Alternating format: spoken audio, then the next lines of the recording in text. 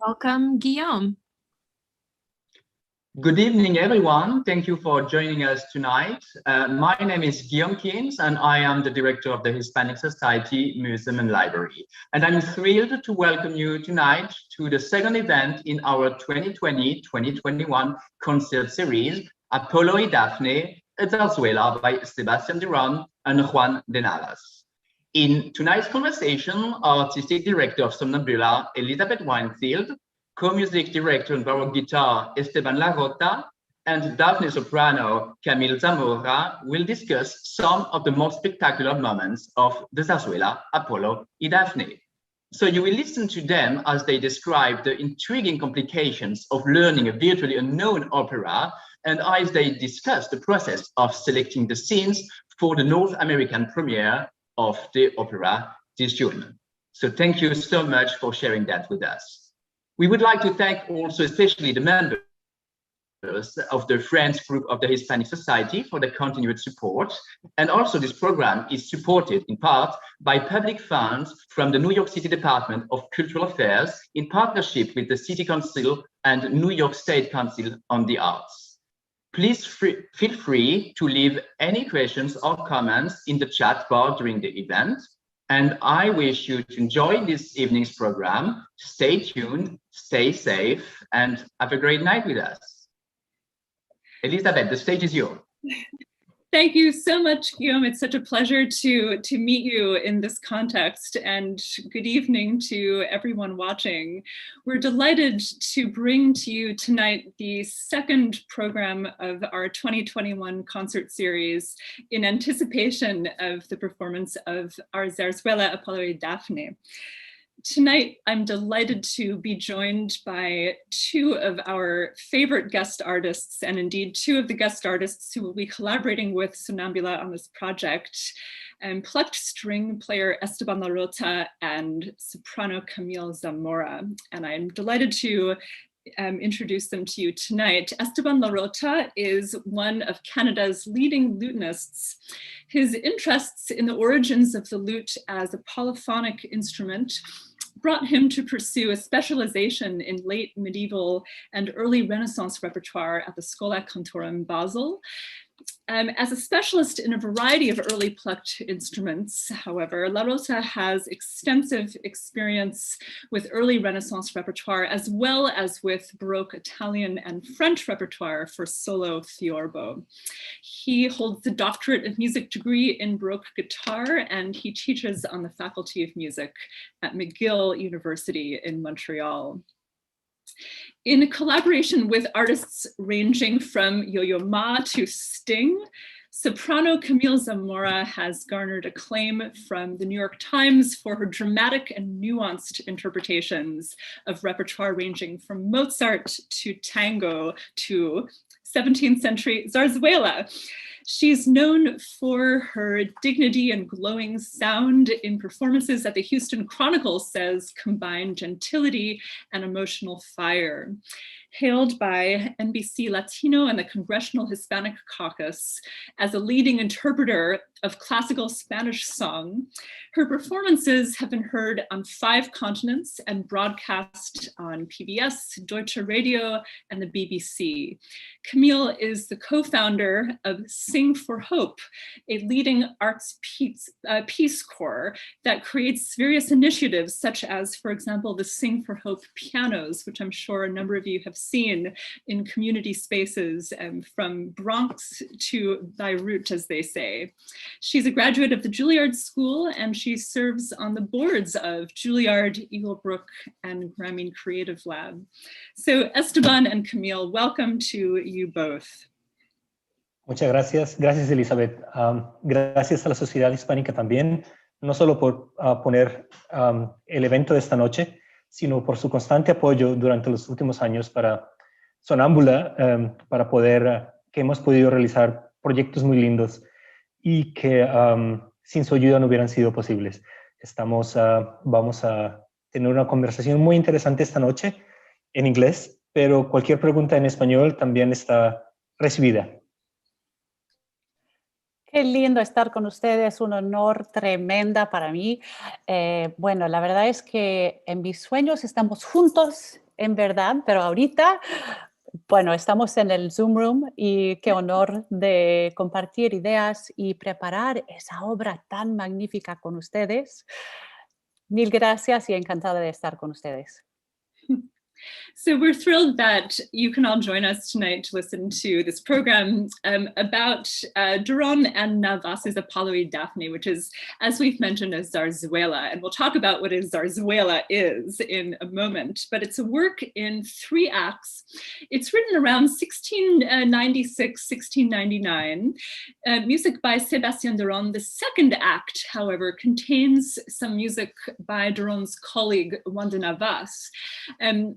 Now, Durón is a very interesting figure. He's soaking up influence from everywhere, yet he has a very distinctive Spanish sound, which we'll talk about momentarily. Durón has a long history in Madrid. He's master of the Royal Chapel of King Charles II. And this is a position that he inhabits while he's writing Apollo and Daphne. And in fact, he stays in this position until 1706. When he's just sort of suspected of siding with the wrong side, as it were, during the War of Spanish Succession. And long story short, he's forced into exile and winds up in France, where he stays for the most of his life. Now, we became interested in Durón not only because of his story, but because the music is really very excellent and it's underperformed. And I thought that as a way of starting out, I would share a couple of slides from our original point of discovery of Durón, which was motivated by a concert of the zarzuela that we performed at the Hispanic Society in 2015. And I know a number of people watching will recognize some of these pictures. This is a little candid photo for everyone of us in rehearsal in the beautiful Hispanic Society. Here we are in performance. There is Camille, that's me hiding behind my viola da gamba, taking a bow in the main court, Esteban right there. A shot of an audience, just to remind us all what it feels like to see people in the Hispanic Society, and something that we hope is coming again soon. Here we are in performance as well. So Esteban, I want to talk a little bit about this program. What was the context for Durón on this larger program about zarzuela, and why did the Durón sort of stand out to us at this early point? Well, I mean, just to go back to what you were saying, this concert was a beautiful concert, not only because of the music that we were making, but the space that we were performing was such inspiring. The audience was so warm. It was really well conceived, the way it flows.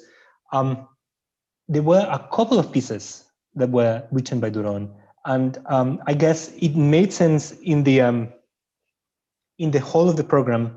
But at that moment, we were not thinking big at the moment. We were just thinking, what beautiful songs are these, and how special sounding they were. I don't know if someone else or you are going to mention a little bit about it. It was not until a couple of years after, which we performed more than a couple of years. That wasn't it in February, wasn't it, when we went to performing in Houston, that we said, wait a minute, these pieces, they come from somewhere. And why don't we find these pieces? Actually, why don't we do why don't we present them in the actual context that they were supposed to be presented? And of course, that was a dream at the moment that seemed quite difficult to do. But Elizabeth is great organizing and great putting things in motion. Unfortunately, some virus hit and put everything a little bit even more difficult. But that was the beginning on how we decided to go big and try to rediscover these pieces that we did in a concert. I don't know if Camille want to add something, or you, Elizabeth. Yeah. Indeed, I wanted to just segue to Camille to ask you what it felt like to sing this music, and what appealed to you about the prospect of learning about the larger work as you sang an excerpt. Well, you know, I think definitely I want to speak to that. I think I even want to backcast one or two more pasitos hacia atrás, and just say that, you know, I think what's been so amazing about this journey that we've had for the last couple of years with this repertoire is that Elizabeth and I actually met originally in repertoire that is probably more known from this kind of era. You know, my sweet spot has been Spanish repertoire, but the truth is, so often in theaters and in concert halls, you're not necessarily hearing these Spanish treasures from the 1600s and 1700s. More often we're hearing the French treasures or maybe the German treasures. And sure enough, Elizabeth and I, when we first connected, was in a Rameau opera, and Elizabeth was playing gorgeously in the pit, and on a rehearsal break, it was Pygmalion of Rameau on-site opera. I'm not sure we're allowed to discuss French music in this. Fair enough. But from a country somewhere near Spain that shall remain unnamed, we were doing more, you know, repertoire that's far from standard, but is more a bit more the bread and butter. And we just started talking on a rehearsal break about, you know, what about stuff from Spain during the same moment? It's this incredible unexplored jewel, I have found. So that kind of launched us on our original conversations. The incredible zarzuela concert that you shared, Golden Age Treasures, was the beginning of that journey, that amazing Aunque Más Vuele aria that we shared. And I think, you know, we all kind of at the same time started falling in love with this music. It was at once very familiar, I think, for students of this era, but there was definitely this very different flavor, and it just feels different in the body and in the mouth. And yeah, I mean, I think to then think about taking on a bigger portion of it and really looking at what it would be to pull off a full sharing of the entire piece. It was thrilling. I couldn't wait. I completely agree. And I think in our sort of project to bring this music forward, which is just not known at all in this country, and indeed the production, even our selections from Apollo and Dafne, is going to be the first time that you know, North America sees this work performed in this country. But I think we're all thinking about the inherent sort of Spanishness of this work. It's not enough to just practice the music, learn the arias, learn the instrumental interludes, and bring it forward. So we've been thinking a lot about the criteria that we are considering when we decide what parts of this work to choose and bring forward. What would be the most representative? What would be representative of the Spanish style, of the zarzuela genre in general? And one of the elements that's so interesting about this work is that it's uniquely scored for 7 sopranos. And so all of the main characters of the story are embodied by women and embodied by, as it were, the female voice. And we also see in the history of this genre, in the composers that some of their early zarzuela composers are looking at some of the intermedi, or the music that was used in between scenes of early opera, works that were sung often before the curtain was raised, before the drama had begun, very much like the intermedio from the Italian. And what's fascinating about this, and I'm still building my research here, but is that these Spanish sort of intermedi were often performed by women who were in court dress. And so these practices have offshoots clearly in later forms, and our Durón being one of them. And now, Esteban, something that you have highlighted for me in our conversations about this work is the inherent Spanishness of the work. And indeed, one of these Spanish elements could possibly be this feminine presence in the work. Can you talk us through what that means, possibly outside the realm of gender, which is sort of my focus here, and tell us a little bit about the music that we've chosen and how it's representative of the work as a whole? Well, this conversation is going to begin to be a little bit interesting for putting it in these words, because we are going to touch some topics that are going to be, we are going to be discussing lots of things. Two of those are quite important, is what means to be Spanish sounding, and the other one is what is a zarzuela. And we are actually going to start with the Spanishness of the sound. And I want to bring your attention, I mean, there is no book written on what makes something or not Spanish, but I want to bring your attention to two things. One is what we recognize as Spanish sounding, because our tradition of knowing what Spanish sounding is, bear with me, is like when you by tradition knows that something sounds Spanish, you begin to categorize it in little boxes. And the other one is what has the music itself in it that makes it sound that way. Because at the end, you can make any music sound Spanish if you know how to make it sound so. The two same chords can sound very Spanish or very Italian or very whatever others how you want to make them. So we have to see the difference between what is actually in the music that makes this music different from other compositions that were written in Spain or in France, and what are other elements that we expect to find and that we actually will do as performers in order to make it sound Spanish.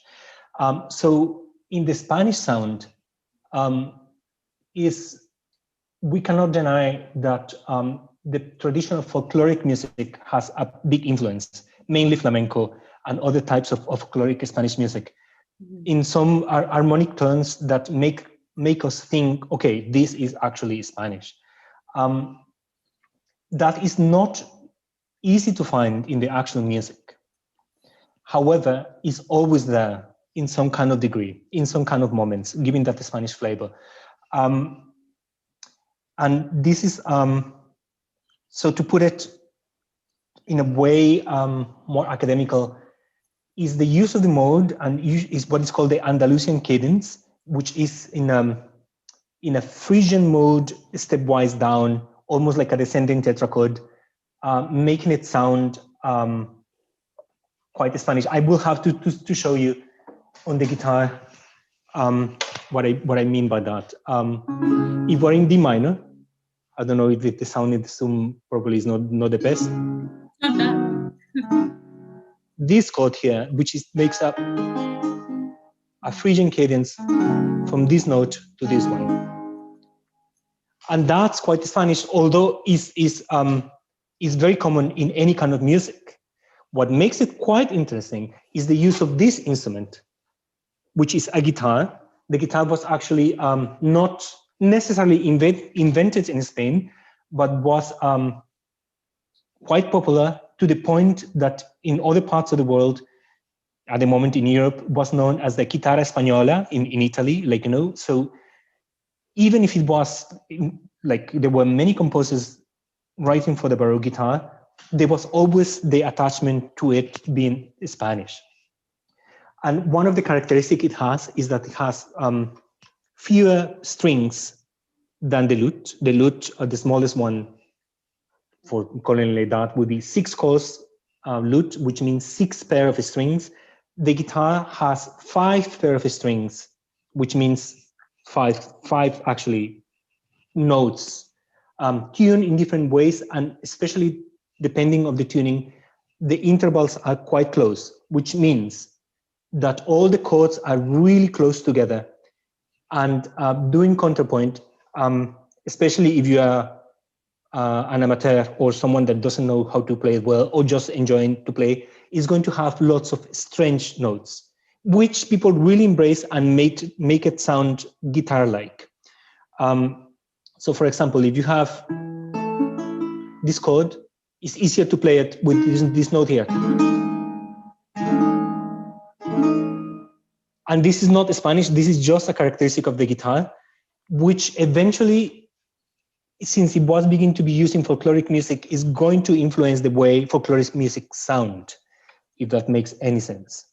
So we have to take on the personality of a Spanish sound due to the setup of the instrument. Exactly. So at the end, yeah, the Spanish sound.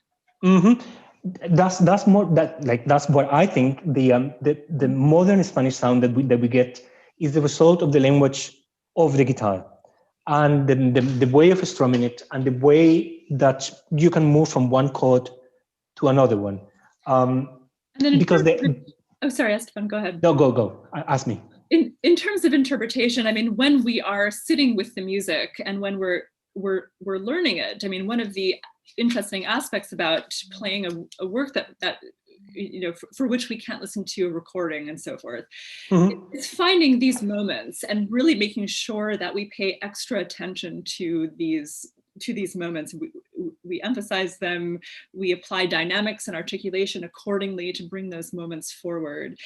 I mean, the fact that a Spaniard created this work, I mean, whether or not it sounds Spanish or uses these sort of checkpoints of Spanish style, the fact that Durón wrote the work means that it is a work, that it is a Spanish work. And I think that what's special about this is that it expands our notion of what 17th century Spanish music sounds like. Definitely. And exactly. So we are going to go soon to the other point, is what actually means in the music and Spanish style. But for the moment, we are still in the how Spanish sound, or what is that we recognize as Spanish sounding. For example, in one of the arias sung by Dafne, is called Astros Favor.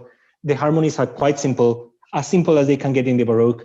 We have a first degree in minor, then a major, 4, 5, 1. That's it. And that could be French, that could be Italian, but the way that rhythmically appears, and especially played on the guitar, and if we introduce some of these foreign notes in these chords, it can sound quite Spanish.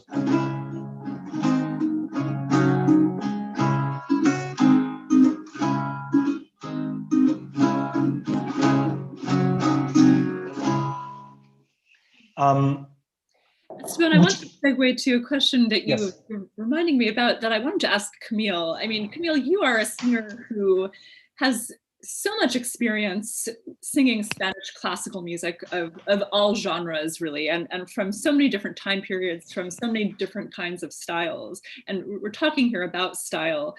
Now, granted, there are potentially a lot of similarities between 17th century zarzuela, 17th century opera, and some of the other styles that you work in.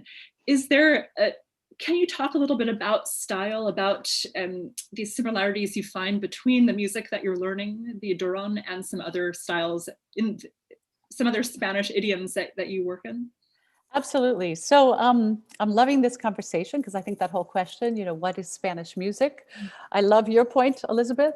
If you're Spanish and you wrote it, it's Spanish music. So Durón writes Spanish music, but we also do have that sense of, you know, something that we feel has that flavor. And I think a lot about, you know, really the super far back origins, that sense of a scale that traveled up from Northern Africa, you know, from those minarets, and it actually came up through the Iberian Peninsula and became flamenco. And then flamenco itself imbued its way into the concert halls. And I think one of the things that has been fascinating for me is to sort of, check in, whether it's Bésame Mucho or whether it's, you know, Astros Favor, this amazing aria that Esteban just referred to. There are certain sort of sensibilities that feel, feel like a constant through all of the repertoire. And I think just speaking kind of in terms of practice, first of all, you have that strong rhythmic drive. There is always that kind of dance underpinning almost that I find is such a through line for zarzuela, whether it's 16th, 17th, 18th, 19th, 20th, 21st century. Obviously, the real blossoming of zarzuela, what we think of as the golden age so often, does coincide with a lot of the golden age of the Italian operas that we listen to in the concert hall. We're talking 1880s. We're talking that same kind of grand concert hall vocalism. That's, you know, the zarzuelas of Chapí and Jiménez and all of that big sort of grand zarzuela. But I think what's so amazing about this piece in particular is that there written into the melody lines. There's these sort of essential touchstones that I find in Spanish music. And if I had to distill it, I would say it's almost like two parallel paths. You have the folk tradition, which somehow finds its way in. It's a singability, it's a simplicity, maybe even better than simplicity, it's a directness. So this sort of folk sensibility. And you also have this sort of early music tradition that is, I don't know, it doesn't exactly feel always like it is from the church tradition, because obviously this is a secular work, it's not from the church tradition, but there's almost a chorale-like rigor in aspects of it, at least. And I think, frankly, to pull this stuff off convincingly as a singer, even more so than the later zarzuela, even more so than the high romantic zarzuela, you have to have kind of a purity of vocal tone. I won't get into the vibrato discussion because that's its own thing, and that I think is very much a matter of opinion. I feel, but I do think that you really do want to have a very clean tone. And the great Spanish singers, Victoria de los Angeles, Pilar Lorengar, these wonderful artists, they had that direct warmth, but also just a very clean approach to the vocalism. And I think that a piece like this truly needs that. It's interesting. You mentioned folk cultures and folk traditions, and I think it's worth just explaining a little bit about the history of dramatic sung drama, I guess I should say, and just to think about how zarzuela fits into this history. I mean, essentially, the genre of opera emerges about 100 years before the piece that we're working on. It emerges sort of as a part of a larger conversation about the future of music. And it takes parts in debates about ancient versus modern. But what begins as essentially a very intellectual set of ideas that are born of academic meetings, it ultimately really emerges as a very public genre, which is appealing to the people, which is appealing in a vernacular sense to the public. And it's for that reason that it spreads so quickly, at least through Italy. Now, in France and England, composers are sort of infamously very slow to adopt opera. They don't like really anything Spanish. They don't want the Italian vocal style. England had a long tradition of the masque, of the courtly multimedia spectacle. Henry Purcell sort of manages to push one opera through at the end of the 17th century, his Dido and Aeneas, which is actually written just around the same time as the Durón, Apollo and Dafne. But in France, we have then a very strong history of dance, I mean, like in Spain, but also this real embodied love of spoken tragedy, of drama, of plays for the stage, Racine, Molière, Corneille, and so on. So the French sort of were averse to the linguistic nature of Italianism.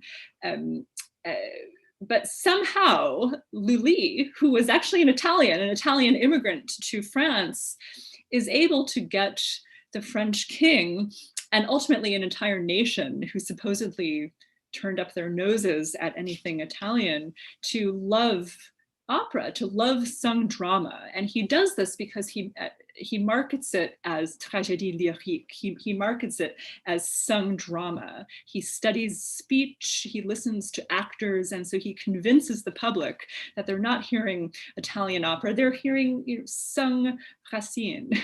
And he's extremely successful. Now, Durón is Durón's exile, which I mentioned early on, in some ways is connected to the rise at the end of the 17th century of Italian taste and Italian style. And the influence of Italian music is so strong in Spain, and Durón is very inspired by the Italian style in general. In fact, I pulled a clip of ours from our zarzuela program of the ensemble playing some Falconieri, and I think I'll play this for our audience now briefly. And this is the Italian Falconieri. This is his Folias. This is written about 50 or so, maybe more like 75 years or so before the Durón. Let's listen.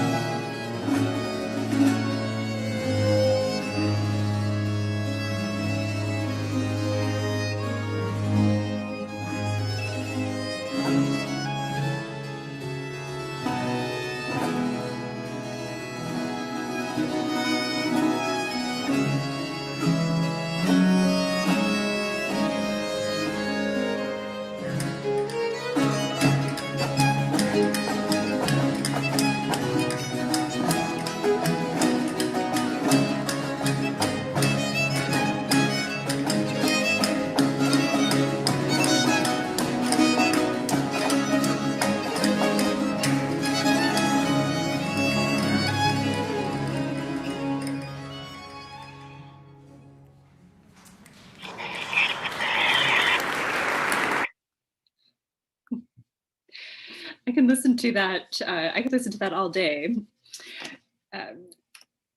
So I want to talk about what the condition was in Spain for opera. We have the Italian influence. We have the Spanish love of text and the Spanish theater, the great literary tradition. And zarzuela, in a way, marries the two. Esteban, do you want to talk a little bit about that? Yeah, a couple of very interesting points. First of all, like how the same way that English people and French people did not want to do anything to do with Italy, Spanish people didn't want to do anything to do with France or England, because maybe because they are neighbors, so there's lots of wars because of the borders and the current struggle for power and everything. Italy is a different thing. Even like Naples is part of the kingdom for a long time, when like Falconeri was there, and afterwards becomes its own kingdom even until the 1800s, heavily Spanialized, is that a word? That's just to say that there is definitely a big Italian influence in Spain, and a big Spanish influence in the south of Italy. And you were pointing out as well how the zarzuela that we are performing is 100 years as a response of this movement. But zarzuela didn't, or opera in Spain didn't, it was not slow, it was just a different way of approaching the problem, which is how to present drama in music. Same thing as in England, even if Dido Aeneas was written much later, there's lots of history of incidental theater music, which included actually music and a theater play, which was the case of the first zarzuelas. There are very few zarzuelas that, like at this one, Apolo and Dafne, that are throughout sung. Most of them is just little pieces of music that go around a theater play. And so the first one was in 1657, so still about 50 years or so after the early experiments on Italy. The composer was Hidalgo, and was based on a text by Lope de Vega, if I'm not wrong. I think so, or Calderón de la Barca. Now I'm confused a little bit, but probably the way of why England and Spain responded late to this opera phenomena is because they had a strong theater tradition, both of them. Like with Shakespeare, and in Spain we have, as I mentioned, Lope de Vega and Calderón de la Barca, where as part of the tradition you didn't want to mess up with it too much. So it was okay to put a little bits of music, but not to completely forget about the theater performing of itself. So that's one of the biggest differences, especially of early zarzuela. And the way that then the drama is performed, like the action of the drama, is by speaking rather than by singing, which means in Italian we have lots of speaking during singing, which means recitativo. Then we have an aria that commences on the recitativo. In zarzuela and incidental music in England, we don't have the recitativo because that's the section that is actually spoken. Then we have some songs around it, not even sung by the same characters, just as a comment of the situation, right? So this zarzuela that is we want to perform is quite special because all of it is very modern compared to it's taking many steps that are really risky of the time, especially in Spain. As part, as you were saying, is because at the beginning of the 1700s, the Italian influence went really up. So they really wanted to emulate the Italian style. A little bit after that's this is about Philip IV. A little bit later, in the 1720s, with Charles III, Italian people are going to fall in disfavor. So that's why we don't hear many more of these fully written zarzuelas just with music at the beginning. Not until the Romantic period. That's what Camilo was saying about the golden age of the actual zarzuela, and why we don't actually have Spanish opera. My point is, zarzuela is opera in Spain, but there was no actually need to have it throughout written because there was a strong connection with the actual theater plays. Indeed. I'm curious about how these ideas are embodied in the characters in this role. And we have Camille here, who is singing the role of Daphne. And Camille, of course, you have so much experience singing all kinds of later opera. And this is a story that's also represented in later opera.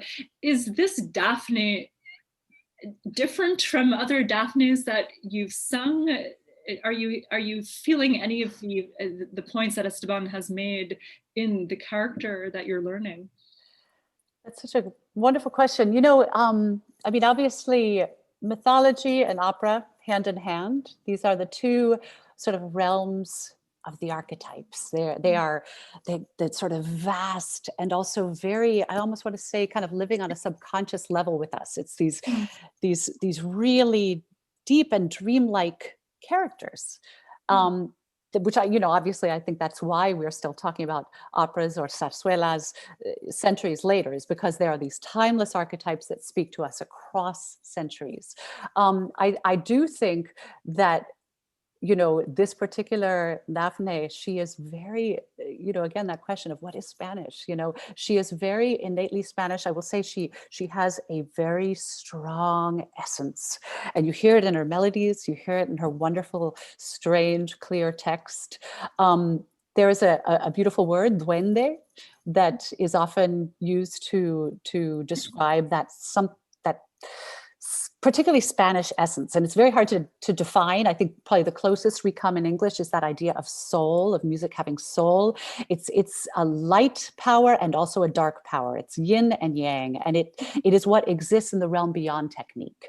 And this character, Dafne, I think it definitely has that kind of strange, dreamlike power. Obviously the mythological character is so strange and so open to so many different interpretations. And the fact that she exists in this version as one of 7 women, not all women characters, but sung by female sopranos, she has a particular sort of female strength. It's such a bizarre story. I mean, we haven't really talked about the story too much, but for folks who may or may not know, Elizabeth, do you want to share, or shall I a couple of words? Camille, go for it. I mean, I will share my understanding of it, and I would love for anyone to chime in and correct. But basically, Apollo loves Dafne. Apollo is the god of music and of poetry and of the sun, and he pursues her, and yet she doesn't want to be caught. I think that's the essence of it. She doesn't want to be caught. She turns to her father. She asks for protection, and not even he can protect her. The only way that she can successfully evade this love that she does not want is to become one with nature. She becomes a tree. So I think that can be interpreted in many different ways. But I do think, again, as I hear it in my language in this moment, and as we see her within a cast of 7 women, I mean, there's something very, very profound about this particular Dafne and her refuge in nature. I think there's just something very organic about the way this character is approached. That's what, if I may comment a little bit on that as well, because this myth is beautiful and is sad as well, because the reality of that women are treated and everything. So part of the myth as well is a rivalry between Apollo and Cupid, love.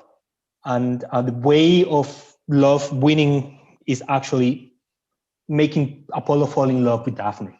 So that takes away a little bit, because then at the end is not Apollo's fault anymore. It's just love's, but that's a little bit strange. And what is even more strange in this in this rendition that we of this libretto is that secretly Daphne and Apollo are lovers.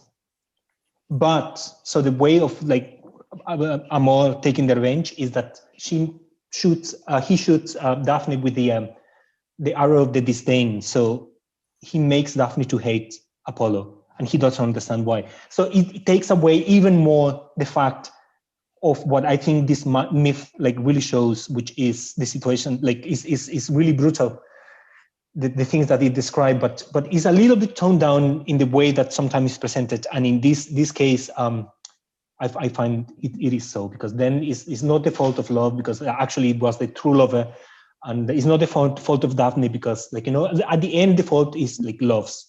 Indeed, and it's interesting also.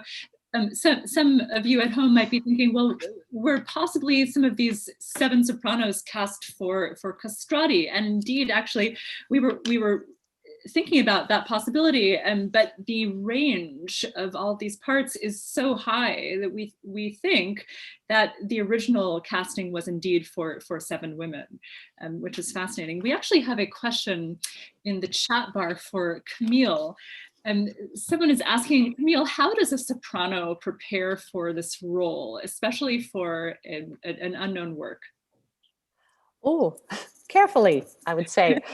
You know, my one brilliant coach that I had the honor of studying with at Juilliard, Margot Garrett, used to always exhort us to take the text, learn the text, commune with it first, find those meanings, and then begin to dive into the melody and the harmony. So, you know, I do think, even when we're little kids, you know, it's so fun to hear little kids, and I know, Elizabeth, you have this beautiful soundtrack in your life right now. Little kids, when they sing music, they give you the most wonderful syllabic strangeness that resembles what Twinkle, Twinkle, Little Star, or Cielito Lindo, lo que sea, that it resembles the shape of the sounds, but not necessarily the meaning of the words. And I do think that's sometimes a pitfall that we can fall into when we're learning a piece. We sometimes learn it kind of phonetically. It actually becomes very hard later to impose the meaning upon those syllables. So what I really do try to find first is really just my response to the poetry. And this poetry is so yummy. Her first aria, Cristal Apacible, is this. It's just, oh, it's so clear as it should be. Cristal. She describes her response to nature. And what's so beautiful is just starting to look beyond the words now a little bit at the musical structure, because I'm now at that stage of the game. You hear the way in which she's already embraced by nature. So where she ends the piece, she also begins the piece. Her very first aria, she is very much alone, and you feel that solitude, and yet the tiples, the chorus of high voices, echo her. So throughout, she's constantly being kind of enveloped by nature and by the voices of the forest in the most beautiful way. So, just going to jump quite quickly, because there is something very important that I forgot about the Spanish style and why it sounds Spanish, is the text, right? Since it's written in Spanish and it goes with the actual rhythm of the words, that's one of the characteristics. When you set music to the rhythm of how you speak, yes, then it makes it sound really Spanish. Yes, yeah, totally. Yeah, no, it's so true. So, I think one of the things that's going to be so exciting is the first time that we are together and we actually start to hear these melodies together. I think there are going to be a lot of amazing in-process discoveries. Indeed, and someone's asking about the final product in the question bar. Yes, there will be a live, a live premiere. We're going to rehearse and record straight to video our project at the Hispanic Society in early June. And then our footage will be edited and put together into a beautiful video production. And then we will premiere our video production as though a live concert for everyone via the Hispanic Society's YouTube channel. And we're hoping to have a live Q&A toast right after the premiere with all of the artists afterward, which would be a delight. I want to talk about the project of revivalism. So we are, for all intents and purposes, reviving a work from the early modern period.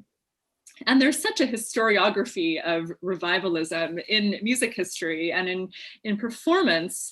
And in Spain, this starts in the early 19th century, this interest in older Spanish music that has been sort of silenced through the years for various reasons.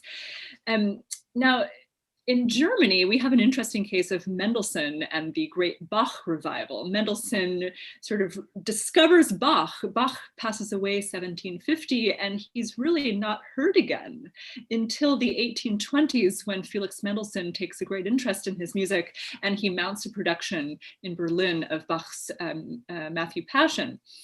And this is a big occasion, right? And it's sort of a starting point for what would then become a real history of reviving older music. But in Germany, it really also represents a crystallization of the notion that music is really central to a German national identity. And in Spain, we have the idea of revivalism happening at around the same time. Camille, you've done some work on this subject. Are there themes of Spanish national identity with the music revival in Spain that begins in the 19th century?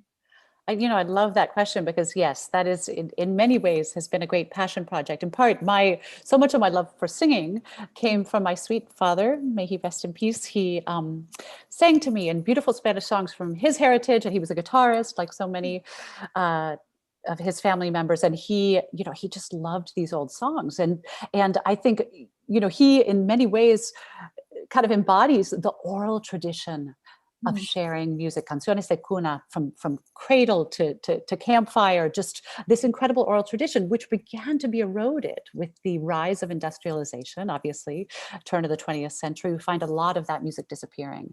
And so in Spain, there was a current that was comparable to, what was going on with Benjamin Britten in the UK, and Percy Grainger, actually, the Australian composer and arranger, referred to it as folk fishing. He would go out and literally collect these songs that had been passed down from oral tradition that were in danger of being lost. And Graciano Tarragó did this. He was an amazing guy. He was a guitar teacher and one of the great unsung heroes of Spanish musical history, because he, in his conservatory studio there in Barcelona, taught so many of the wonderful Spanish musicians, including my vocal heroine, Victoria de Los Angeles.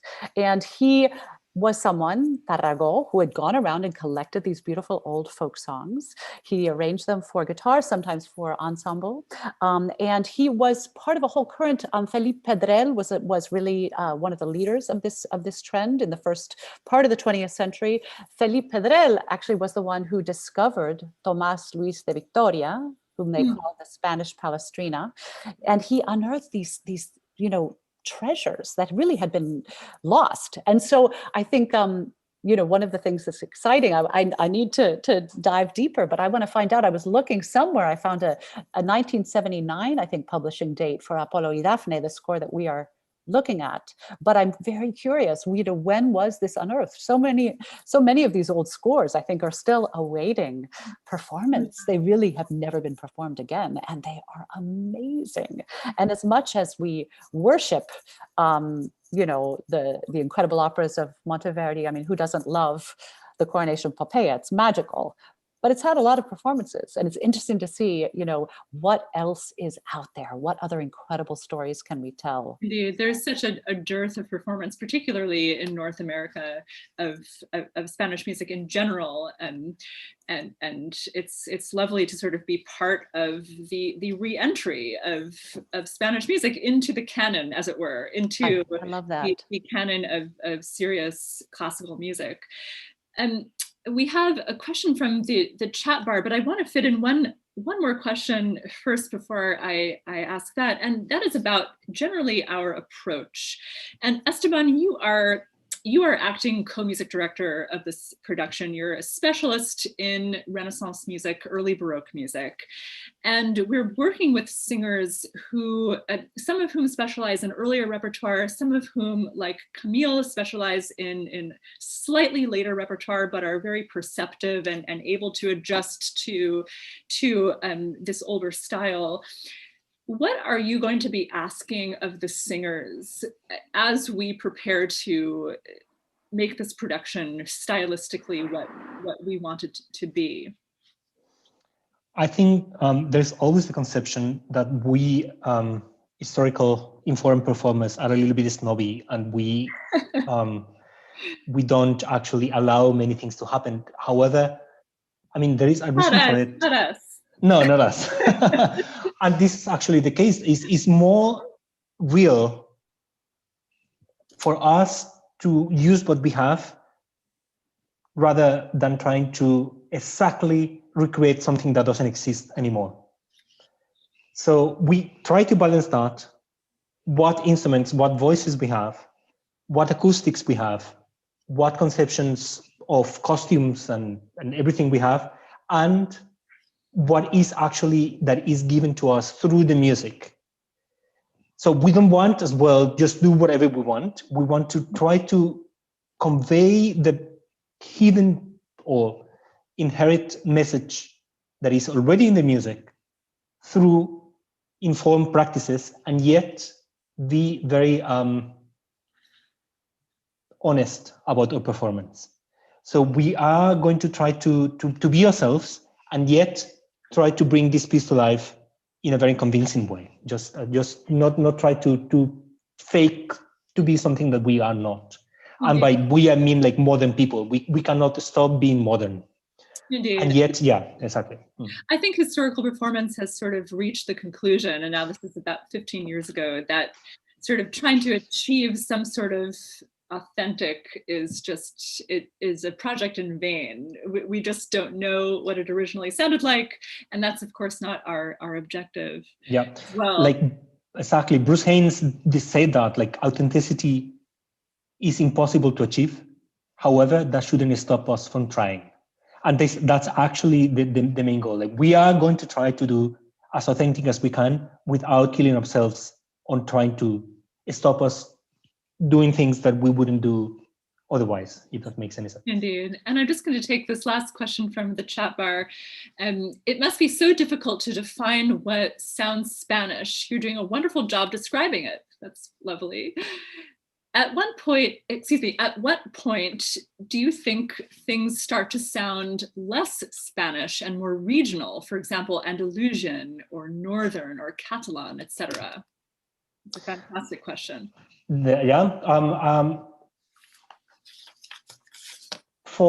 order to do that, you have to live in the region to be able to recognize the different colors of that particular sound, and that's my whole point. Like our ears have been trained to recognize something in Spanish because of constant we are constantly hearing it in different ways, like from hearing Jordi Sabal to hearing flamenco to hear like Spanish movies. That's what it builds in the brain, the connection. Okay, this is how Spanish should sound. If you are actually living in the region and you actually know how Andalusian music sound, then you will be able to recognize different colors that you can put in the context of music itself, if that makes any sense. So in other words, it's completely subjective of your personal experience and your knowledge of something that sounds quite Andalusian for you or Galician. For other person, just sounds Spanish, the same. And maybe for other person, it doesn't sound Spanish at all. It sounds Latin American. Why not? Because like there are more in the background, in the family, that's what they heard, or that's the kind of music that they hear. So you recognize patterns that are already in your brain. Mm-hmm. I do think that the question of regionalism is a fascinating one as it pertains to zarzuela, because certainly, again, the golden age, later than this wonderful work, 1880s, by that point, it was a deeply regional form, interestingly. So, you have La Gran Via, which is about Madrid, you have, Sierras de Granada, you have every different kind of particularly strong regional expression represented in these enormous zarzuelas, hundreds of works. They, in terms of the proliferation of these compositions, so much of it actually hit the wall. And ceased. There was a sudden quiet moment, and it was when Franco began to really turn away in the 1930s from strong regional expression. And truthfully, zarzuela, that was really pretty much the end of zarzuela. Now, of course, there has been a bit of a blossoming again. There's Cuban zarzuela, Maria Lao, there's incredible stuff. But zarzuela, in terms of the critical mass of hundreds of theatrical works being produced, when regionalism was taken off the table, zarzuela pretty much was the sunset of the genre as we know it. So I love the question about regionalism. I also think it's fascinating because I certainly know in the song collection that I recently released, Music of Tarragó, we don't even really talk about anything other than the regions because it's so specific to each song. Mm-hmm. Well, maybe we will end there. We're right at the hour. I want to thank our two guests tonight, Esteban La Rotta, Camille Zamora. We're so much looking forward to putting together this work with you both in a few months. Keep in touch with us. Our concert series continues in May. We're going to have a live to YouTube performance of violin and harpsichord music that is greatly inspired by some of the techniques that Durón is using in this zarzuela. And then, of course, in June, we will premiere the work for you. So thank you so much to everyone for tuning in, and be safe, be well, and we will see you next month. Gracias, hasta luego. Mil gracias, nos vemos pronto. Chao, chao.